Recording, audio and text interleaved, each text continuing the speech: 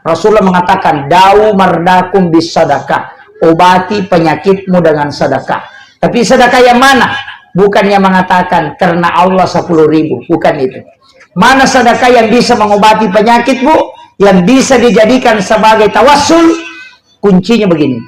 Kalau ada orang minta sedekah, kunci tempat uang kita kasih. Ada yang bisa lakukan?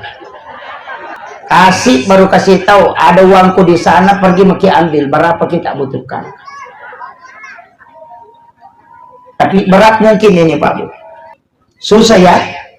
Kalau tidak bisa pakai yang kedua. Mana yang kedua? Bersedekahlah dengan tidak mengetahui jumlahnya.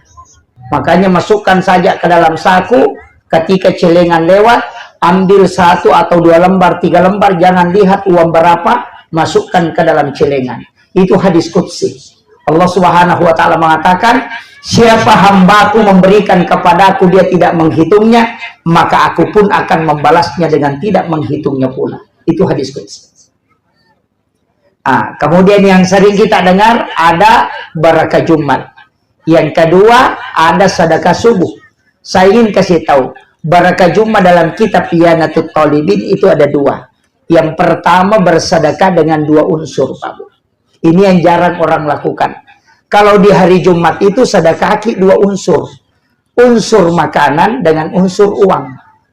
Makanya bersedekahlah dengan misalnya makanan, baru ambil uang 10.000 atau 5.000, masukkan ke dalam amplop, kemudian kasih juga uang orang yang kita kasih makanan. Itu sedekah dengan 2 unsur sedekah. Setelah sholat Jumat, kembali ke rumah, sholat sunnah hajat 2 rakaat, baru berdoa. Rasulullah menjanjikan bahwa insya Allah dipastikan doanya mustajabah.